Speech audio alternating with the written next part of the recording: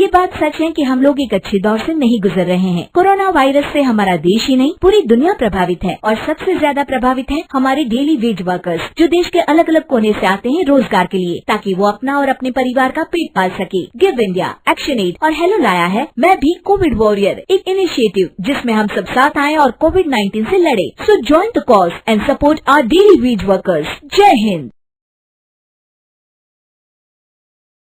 अंग्रेजी झाड़ती बहू। माधोपुर गांव में मेधा की शादी नीरज से होती है।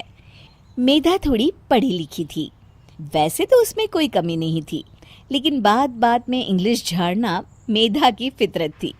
गांव के नल में मेधा पानी भर रही थी। नल की लाइन में ढेर सारी औरतें खड़ी थी कि अचानक मेधा कहती है, oh my god, it's too hot. पास खड़ी औरत बोल पड़ती है, अरे आई बड़ी हमें हट बोलने वाली, अरे तू हट यहाँ से, पहले मेरी बाल्टी है, मैं पानी भरूंगी। अरे मैं बोल रही हूँ गर्मी बहुत है, तुम लोग बिल्कुल पढ़ी लिखी नहीं हो क्या? मेधा उन लोगों का मजाक बनाती हुई कहती है। मेधा घर आती है जहाँ उसकी सास बैठकर टीवी देखती है। अरे बहू सुन तो जरा, तेरी शिकायतें बड़ी आ रही है। ये तो बात बात पर लोगों के सामने जो अंग्रेजी झाड़ती है ना, लोग तेरा मजाक बनाते हैं। अरे बनाते हैं तो बनाए, मुझे क्या लेना देना भाई, मैं तो मॉडर्न हूँ, अंग्रेजी नहीं तो क्या भोजपुरी बोलूंगी। तभी पास के पिंजरे में बंद तोता बोलता है, हे बुझाए ठीक बोलत माँ, हे बुझाए ठीक बोलत माँ। तोते की बात सुन मेधा मुंह बनाकर वहाँ से निकल जाती है। घर में सब्जी खत्म हो जाती है।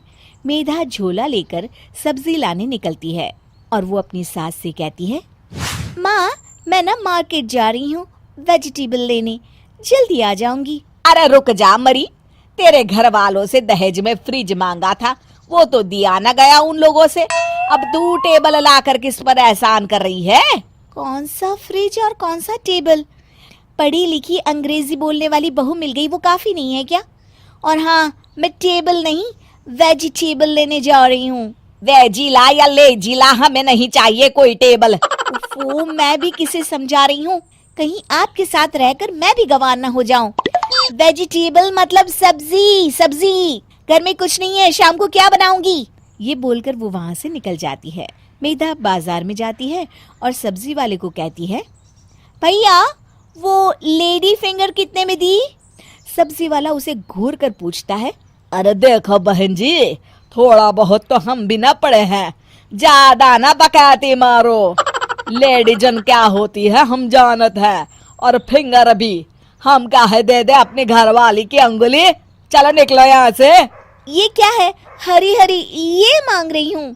अरे बहन जी आप तो बड़ी गवार है, भिंडी बोलता है इसको, कितनी देनी है जल्दी से बताओ, टाइम ना है हमारे पास इतना। मेधा सब्जी लेकर घर आती है और खाना बनाने लगती है।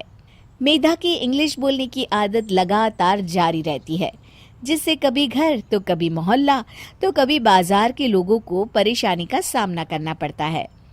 एक दिन सास ने बहू की इस बीमारी का इलाज निकाल ही लिया।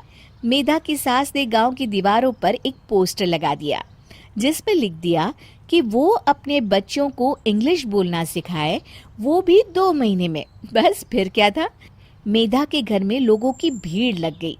सभी मेधा के सामने अपने बच्चों को लेकर आ जाते हैं। अरे मैडम जी, सुना है आप अंग्रेजी बहुत अच्छी बोल लेती हैं। पढ़ा भी लेती है क्या? अब हम तो अपने बच्चों को आपसे ही अंग्रेजी पढ़वाएंगे, सुना है बहुत ही अच्छे पढ़ा लेती हैं आप। अरे हम पैसे भी दे देंगे, बस आप हमारे बचपन को ना पढ़ा दीजिए। मेधा एक साथ इतने बच्चे देखकर सोच में लग जाती है। अरे वाह, इतने सारे बच्चे, एक बच्चे से 100 भी लेती हूँ तो पर चाइल्ड 100 तो कितना होगा? वो मन ही मन में कैलकुलेशन करती है।